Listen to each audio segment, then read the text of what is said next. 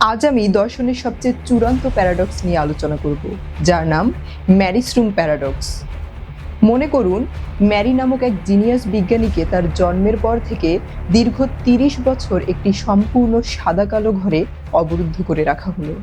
সে জীবনে কখনো কোনো রং দেখেনি, কিন্তু এই ঘরের ভেতর বসেই তাকে লাল রঙের সাথে সম্পৃক্ত মহাবিশ্বের যাবতীয় বৈজ্ঞানিক ডেটা দেওয়া হলো। সে মুখস্থ করলো লাল রঙের নিখুঁত তরঙ্গ দৈর্ঘ্য কত ন্যানোমিটার, লাল রং দেখলে মানুষের চোখের রেটিনায় বা নিউরনে ঠিক কী ধরনের ফায়ারিং হয় সব। এখন প্রশ্ন হলো, ৩০ বছর পর ম্যারি যেদিন প্রথম সেই ঘর থেকে বের হয়ে একটি টকটকে লাল গোলাপ ফুল দেখবে, সে কি নতুন কিছু শিখবে?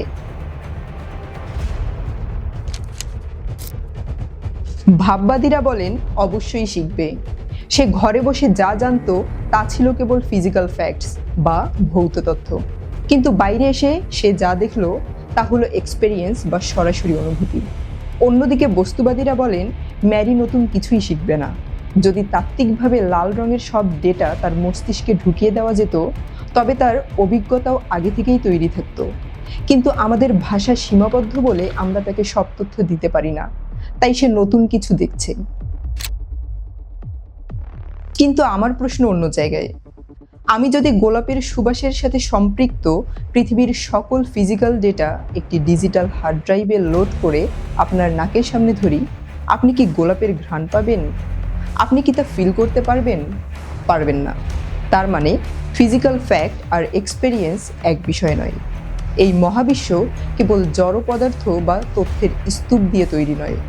চেতনা এবং অভিজ্ঞতার এমন একটি গভীর অংশ আছে যা কোনো তথ্যের ফ্রেমে, কোনো লাইব্রেরির বইয়ে বা কোডের লাইনে কখনো বন্দি করা যায় না। একেই দর্শনের ভাষায় বলে কোয়ালিয়া। ডিজিটাল বা এআই এর যুগে এই প্রশ্নটি এখন সবচেয়ে বেশি প্রাসঙ্গিক। আজ আমরা কৃত্রিম বুদ্ধিমত্তার ভেতরে পৃথিবীর সমস্ত দর্শন, কোটি কোটি মানুষের কান্নার ইতিহাস আর হাজার বছরের শ্রেষ্ঠ সব বিরহের কবিতা ইনপুট দিচ্ছি। কিন্তু লার্জ ল্যাঙ্গুয়েজ মডেলের এই এআই কি আসলেই বোঝে দুঃখ কি? সে কি বোঝে নিঃসঙ্গতার যন্ত্রণা কেমন? নাকি সেও ম্যারির মতোই ঘরের ভেতরে অবরুদ্ধ হয়ে শুধু গাণিতিক সম্ভাবনার উপর ভিত্তি করে শব্দের পর শব্দ সাজিয়ে যাচ্ছে? যতক্ষণ না একটি সত্তা নিজে কোনো বাস্তব অস্তিত্বের ধাক্কা খাচ্ছে, ততক্ষণ সমস্ত ডেটাই স্রেফ অন্ধ অ্যালগোরিদম মাত্র। এবার চলুন এই প্যারাডক্সটিকে আরও এক ধাপ গভীরে নিয়ে যাই।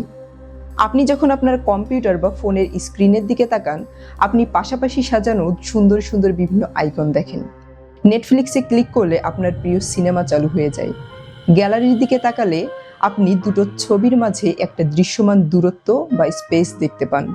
কিন্তু বাস্তবে কি কম্পিউটারের ভেতরে ওই আইকন, ওই সিনেমা বা ওই দূরত্বের কোনো অস্তিত্ব আছে? না, নেই।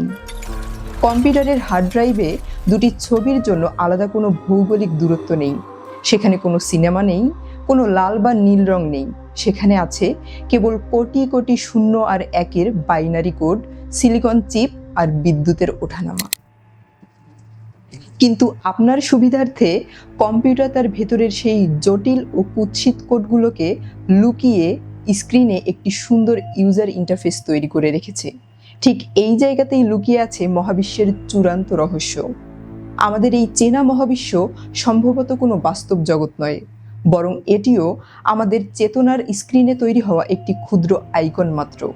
আমরা যখনই প্রকৃতির কোনো গভীর গাণিতিক কোড বা কোয়ান্টাম মেকানিক্সের দিকে তাকাই, আমাদের মস্তিষ্ক তার জটিলতা লুকাতে তাকে আমাদের সামনে রূপান্তর করে দেয় 3 ডাইমেনশনাল স্পেস টাইম, গ্যালাক্সি, নক্ষত্র কিংবা এই সুন্দর পৃথিবীতে।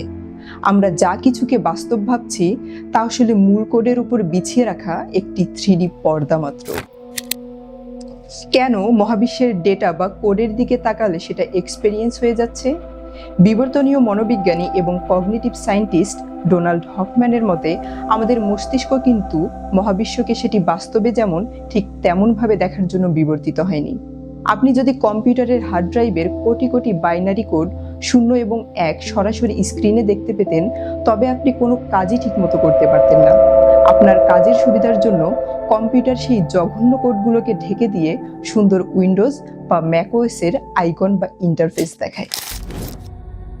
ঠিক তেমনি মহাবিশ্ব যদি কোয়ান্টাম মেকানিক্সের জটিল গাণিতিক কোডের একটি আদি সমুদ্র হয়ে থাকে, তবে আমাদের মস্তিষ্ক আমাদের বাঁচিয়ে রাখার স্বার্থে সেই জটিল ইনফরমেশনকে ফিল্টার করে। মস্তিষ্ক সেই কোডকে প্রসেস করে আমাদের চোখের সামনে স্পেস, টাইম আর রঙের সুন্দর ইন্টারফেস তৈরি করে দেয়। অর্থাৎ বাস্তবতা আমাদের ধারণ ক্ষমতার বাইরে, তাই মস্তিষ্ক কোডকে এক্সপেরিয়েন্সে ট্রান্সলেট করে। তাহলে এক্সপেরিয়েন্স কি?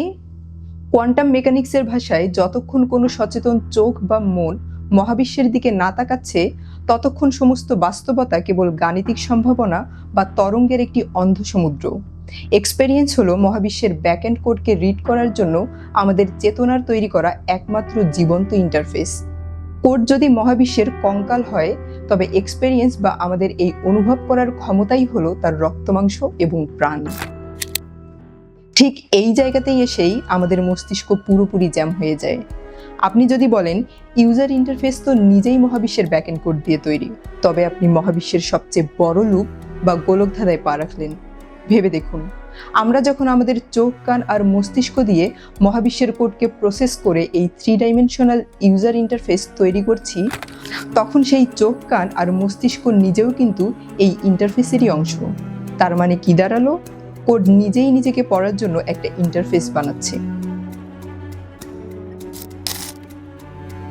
কম্পিউটারের ভাষায় বলতে গেলে এটা এমন একটা সেলফ কোডিং সফটওয়্যার যা নিজেই নিজের হার্ডওয়্যার, নিজেই নিজের স্ক্রিন, আবার নিজেই সেই স্ক্রিনের সামনে বসে থাকা দর্শক। এখন প্রশ্ন, এটা কি লজিক্যালি সম্ভব? এটা একটা লুপ হয়ে গেল না? তার মানে বৃত্তই চেতনা? হ্যাঁ, এটা মহাবিশ্বের সবচেয়ে স্ট্রেঞ্জ লুপ, আর এটা সম্ভব। এটাকে বলে সেলফ রেফারেন্সিয়াল লুপ। একটি সরল রেখার শুরু আর শেষ থাকে, সেখানে কোনো আত্ম উপলব্ধি থাকে না। কিন্তু একটি বৃত্তের কোনো শুরু বা শেষ নেই, এটি একটি অবিনশ্বর আবর্তন।